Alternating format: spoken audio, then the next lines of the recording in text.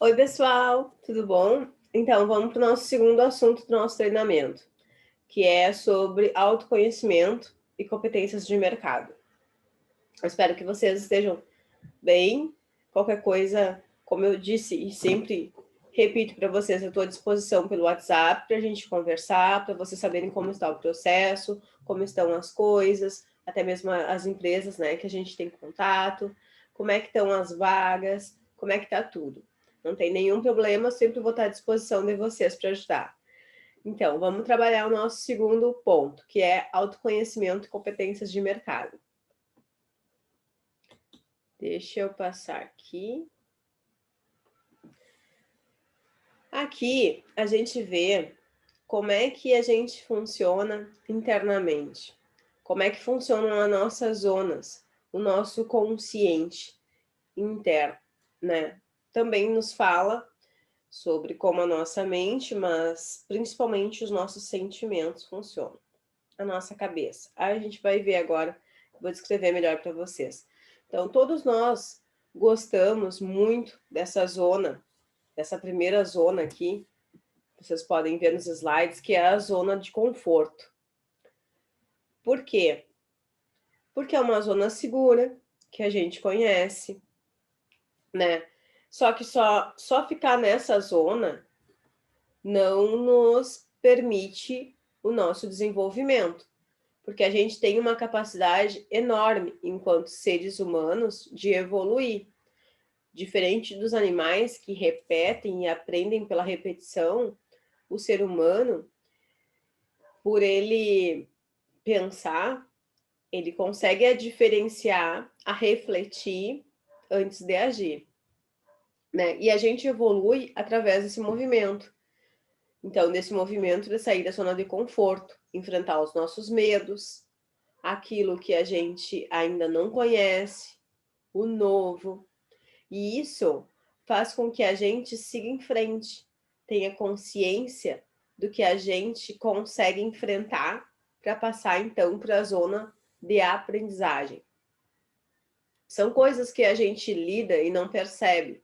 Por exemplo, estou lá em uma função e aí começam a aparecer outras funções que estão mais alinhadas com a minha competência e aí eu faço, ou eu não faço. Ou eu entendo como desvio de função. Ou eu me bloqueio. Não sigo. Não me desafio a aprender. Então, para mudar de zona, se movimentar e aprender, eu vou me desafiando. E se desafiar é um processo. É sair dessas zonas e enfrentar o desconhecido. À medida que a gente entra nessa zona, conseguimos visualizar uma zona de aprendizagem. E a gente entra numa zona de acertos e erros. Não é? Para a gente aprender, a gente precisa se permitir acertar e errar. Não acertar ou errar. Mas, para a gente aprender, a gente precisa errar. É claro que errar uma vez, duas, não três, quatro. Então, a aprendizagem é esse movimento de se permitir. Então, a gente começa a ter possibilidade de desenvolver as nossas competências quando a gente tem essa consciência das zonas. E então, a gente parte de uma zona de conforto, a gente enfrenta os nossos medos, começa a ter consciência deles, porque é difícil da gente enfrentar o que a gente não sabe, que a gente não tem consciência, né? E eu enfrento eles e eu chego na aprendizagem, que é os desafios, né? Toda aprendizagem, ela representa um novo, ela representa desafios. Por isso que eu acerto e erro. Assim eu trago só uma explanação do nosso funcionamento mental, como seres humanos. Isso é muito automático e eu tenho certeza que vocês já passaram por essas etapas e até o fato de estarem ouvindo esse treinamento demonstra esse funcionamento que eu estou descrevendo, de querer aprender e sair da zona de conforto. né? Vocês são puros exemplos disso, os que estão me escutando. Alguns ainda estão nessa zona de conforto, esperando que tudo passe, que esse momento de incerteza passe, que a pandemia passe, esperando o seguro-desemprego, né, as parcelas que o governo liberou, que ainda é seguro, o auxílio emergencial, a economia voltar a girar, né, as recontratações voltarem na nossa região. Mas a gente precisa enfrentar esses momentos, porque essa é a zona, essa é a nova, não zona, essa é a nova normalidade. A nova normalidade, ela é incerta. Se a gente não enfrentar e buscar sair dessa zona de conforto, pode ser que daqui em diante surjam outras zonas, mas a gente nunca consiga passar para as próximas etapas, porque a gente ficou muito preso na primeira, muito tempo preso na primeira, sem enxergar, sem evoluir, sem nos modificar e nos adaptar e se preparar para o novo que está surgindo. Então é bom que a gente pense nessa questão de tempo, afinal, tempo é dinheiro mais do que nunca, né? Vocês já estão sinalizando que não estão nessa zona de conforto, por estarem dispostos a participar do treinamento, buscando se desenvolver e a se superar, buscando se aperfeiçoar, né? Então, vocês desejam isso, vocês têm metas, isso significa que vocês têm objetivos, que vocês buscam se superar.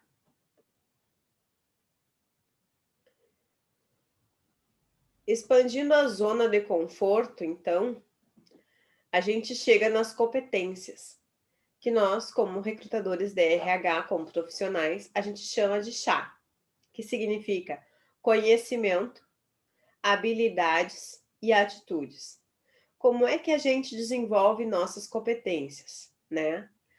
Parte de um conhecimento, cada um dentro da sua área, dentro do seu interesse, aquilo que lhe chama atenção. Então, isso é um saber, cada um dentro do seu saber, né? E cada um tem a sua linha. Por exemplo, eu, como psicóloga, busco por conhecimento sobre desenvolvimento humano, comportamento, empregabilidade, né, competências. Um auxiliar de produção, por exemplo, vai buscar saber e entender sobre processos, sobre indústria, né, sobre produto. Uma camareira vai buscar saber sobre higiene, uma vendedora saber sobre técnicas de venda, de comunicação. Então, cada um dentro do seu rol, né? Cada um dentro da sua linha. Procura desenvolver as suas competências e os seus saberes. Isso, hoje, o Google, o YouTube, livros, artigos, LinkedIn oferece, né? E oferece de forma gratuita também. Conteúdos, treinamentos, até mesmo, né, gratuitos. Então, não tem barreiras, mas não tem limitações. Então, hoje em dia, é só ficar na zona de conforto quem realmente quer. Quem não quer consegue sair sem dificuldade alguma. À medida que a gente tem o conhecimento, a gente vai transformar ele em habilidade. Vai treinar, fazer, repetir até se tornar automático. Eu vou lá nas minhas anotações, então, nas pesquisas, e começo a entender, tá, mas como é que eu vou colocar em prática? Né? Até relembrando, todo treinamento é bom a gente ter papel e caneta para fazer algumas anotações. Claro que vocês vão ficar com essas gravações, mas se a gente puder trabalhar já num primeiro momento com alguns exercícios, seria interessante. Como é que eu vou organizar esse conteúdo, então, para que de fato faça sentido para mim? Diante disso, como é que eu vou me diferenciar de outra pessoa que só está lá buscando conhecimento e desenvolvendo suas habilidades, né? Como? Aqui vem, ó, atitude. Só na atitude que a gente se diferencia das outras pessoas. É o querer fazer que faz a diferença. Não adianta eu ter um conhecimento e não colocar em prática. Não adianta eu saber que tenho que desenvolver uma receita nova, por exemplo, pesquisar na internet, comprar os ingredientes, se eu não fizer ela, se eu não realizar ela, se eu não executar ela. Então, o conhecimento a gente ensina, como eu falei. A habilidade a gente treina. E aí tem Google, tem LinkedIn, tem várias plataformas. Mas a atitude, a gente se motiva a agir cada vez mais.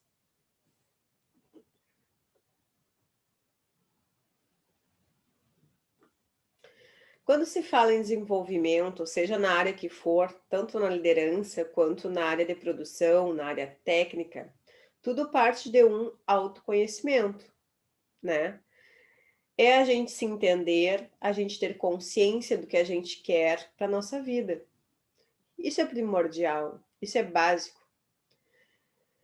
O que a gente tem de bom, quais são as nossas potencialidades, e junto com isso também entender as nossas emoções, os nossos sentimentos, as nossas ameaças. Pois nós somos motivados por eles. As nossas atitudes, as nossas decisões dependem disso. Ter consciência de quem a gente é, por que a gente está aqui, o que a gente busca. Quanto mais noção disso a gente tiver, mais alinhado a gente vai estar na nossa caminhada. Se não soubermos isso, qualquer caminho serve. E o que de fato tem valor na nossa vida? Eu gostaria que vocês respondessem essa pergunta. O que de fato tem valor na nossa vida? Então, eu coloco questões para que a gente pense, junto. Se depois, posteriormente, vocês quiserem trocar uma ideia comigo, eu estou aberta. E também estou colocando algumas coisas que eu acho que respondendo, clareando, definindo, serão importantes para vocês no desenvolvimento profissional. Então é importante para que a gente não fique, né, que nem aquela música do Zeca Pagodinho, deixa a vida me levar, vida leva eu, né? É importante a gente não deixar a vida nos levar, mas a gente conduzir ela, né?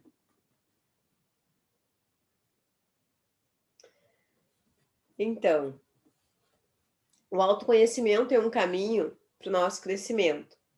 É importante entender qual é a minha insegurança, né? Conhecer e saber dos meus medos e enfrentá-los. Às vezes uma terapia pode ajudar nesse processo, porque só naquilo que a gente tem consciência, que a gente tem alguma noção, que a gente sabe, que a gente consegue modificar.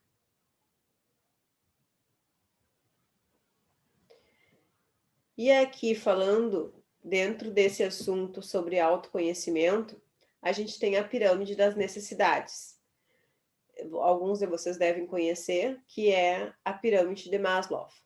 Ele fala que a base é as nossas necessidades fisiológicas, lá embaixo, né? Como o sono, o alimento, o abrigo.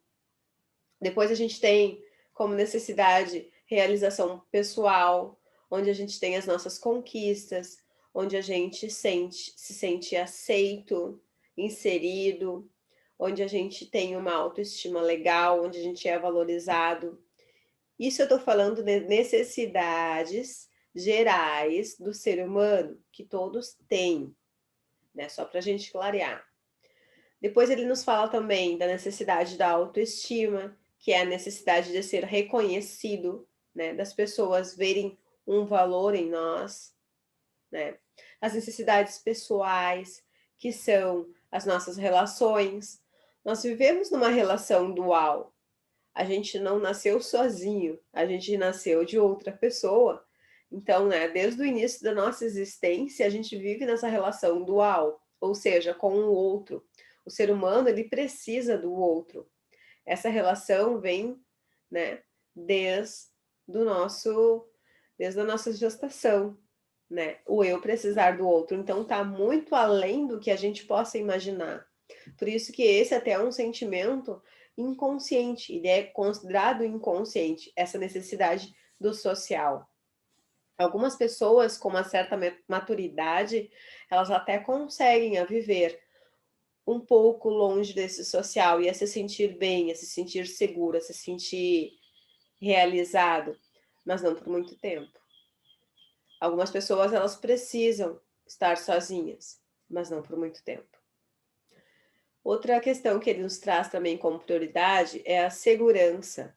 Ter um ambiente seguro, uma casa, um lar, porque existe diferença, né? De casa e de lar. Espero que você saiba, mas que a gente possa, então, ter essa sensação de que estamos bem, de que podemos descansar, de que estamos protegidos. Então, a gente transita por essas necessidades, às vezes, a gente consegue, em algum momento da nossa vida, estar lá no auge, lá em cima dessa pirâmide. Às vezes a gente desce, pois tudo são momentos transitórios da nossa vida, porque a gente não consegue ficar todo o tempo lá em cima na pirâmide. Isso é normal. A nossa vida também tem essas oscilações. Às vezes a gente está muito bem lá no pessoal, mas não tão bem lá no profissional.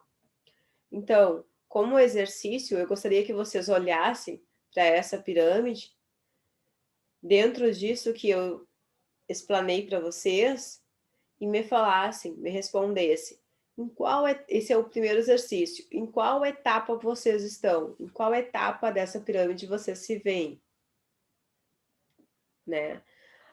Nas prioridades fisiológicas, nas de realização pessoal, na autoestima, nas sociais ou na de segurança. Se vocês puderem estar passando para mim, estar escrevendo num papel agora e depois estar passando para mim no WhatsApp, seria mais uma característica de vocês que eu estaria conhecendo, para mim é muito importante.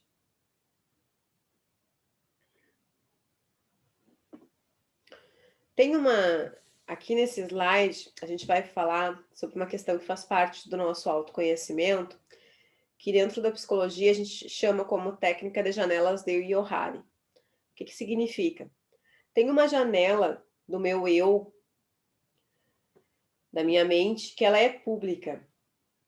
É aquele eu que todo mundo conhece, que eu permito que os outros vejam e saibam de mim.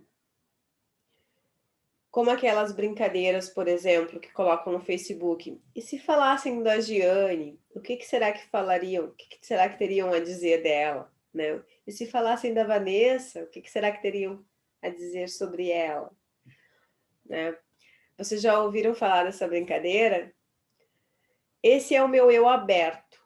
Como eu me mostro para as pessoas, como as pessoas me enxergam, como elas me veem. Tem um eu que é uma área de mim. Deixa eu levantar um pouquinho mais para vocês observarem. É uma área que eu não sei, mas que o outro me vê, né? Então, são aqueles feedbacks que a gente recebe de algumas pessoas e pensa: ah, você me vê dessa forma? Um exemplo, aquela pessoa que fala,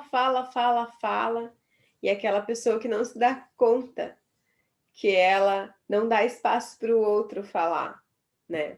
Aí vem alguém e diz: bah, mas tu fala demais, hein? Mesmo num tom de brincadeira, às vezes tu recebe alguns feedbacks, então, que são percepções que eu não tenho de mim, né? Que eu não consigo enxergar que eu desenvolvo isso, esse comportamento, mas que o outro tem e ele me traz. Então é importante a gente ter essa abertura para que o outro possa nos trazer uma visão e a gente possa ter a oportunidade de nos autoconhecer. Isso faz parte do autoconhecimento, né? Também tem aquele eu que só eu conheço e não demonstro. Quais são as fragilidades que eu não deixo uma autoexposição? Eu acabo não demonstrando, que são os meus medos, minhas limitações, meus receios, e que eu não quero que os outros me vejam. Muitas vezes é por uma questão julgativa, né? Então, a gente tem lá as nossas janelas secretas que a gente não quer ainda demonstrar para o outro, não é verdade? E ainda nós temos parte de nós totalmente inconscientes. e que a gente ainda não conhece. Eu não conheço e o outro também não. E à medida que eu vou vivendo essas coisas novas, eu vou me abrindo, descobrindo essas coisas escuras que estão lá guardadinhos, mas tem a ver comigo, né? Tem a ver com a minha história, com os meus registros que eu venho fazendo ao longo da minha vida e que ainda não vieram para minha consciência. Assim, essa relação de janelas é que nos traz o nosso autoconhecimento e nos favorece para que a gente sempre busque novas descobertas e possa nos conhecer. E isso é uma relação dual. Essa ferramenta, ela representa uma relação com o outro, essa janela do Yohari que eu estou mostrando para vocês, né? Então, consegue visualizar isso em vocês? Vocês conseguem visualizar a área pública, aquele eu que eu quero mostrar, o registro que trago para a sociedade sobre mim, o eu cego, o eu oculto e o eu desconhecido? Isso é importante. E quanto mais a gente se relaciona com o meio social, então, com as outras pessoas, mais a gente consegue abrir essas janelas.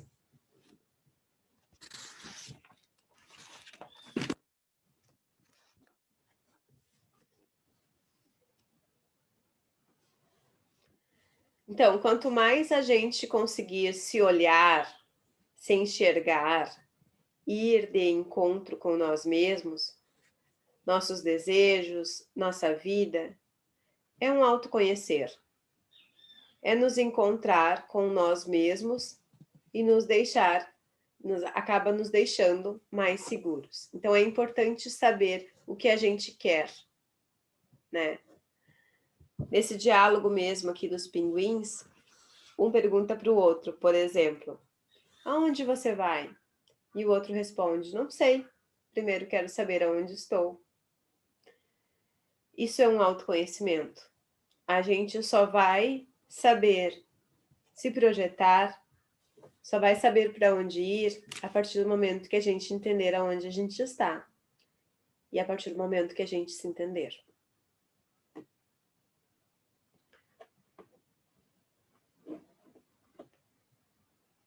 Então, esse saber aonde eu estou é o meu autoconhecimento. Quem eu sou? Qual a minha motivação? Quais são os meus valores? O que faz sentido para mim? A gente se conhecendo, se permitindo olhar e nos olhar e saber aonde eu estou, a gente tem maior visão de onde a gente quer chegar. Aonde eu estou hoje e aonde eu quero chegar amanhã. Isso a gente vai construindo na nossa vida. E não quer dizer que esse aonde eu quero chegar seja vitalício, né? A gente pode mudar a nossa trajetória a partir do momento que a gente vai se descobrindo e descobrindo novos horizontes, novas possibilidades, novas oportunidades. A gente vai se preparando, se ressignificando, se transformando. Opa! Então, a gente pode mudar, sempre há tempo de mudar e traçar um novo caminho que nos faça feliz, porque eu acredito que ser feliz é o propósito de todos, não é? Quanto mais claro a gente tiver aonde quer chegar, mais o universo conspira para nos ajudar. Aquilo que a gente quer e aquilo que a gente vibra, o universo conspira a nosso favor. E a gente consegue canalizar nossas energias para que de fato as coisas aconteçam. E isso é um compromisso que a gente acaba fazendo com nós mesmos, né? Então, aqui a gente tem uma imagem que nos fala dessa questão de como a gente vê as coisas, de como a gente enxerga. Uma pessoa ali, um bonequinho, tá vendendo guarda-sol, porque tem sol. E no outro que tem chuva, ele não vende guarda-sol, mas ele vende guarda-chuva.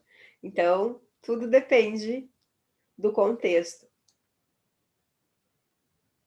Não é o mais forte que sobrevive, nem o mais inteligente, mas o que melhor sabe se adaptar às mudanças.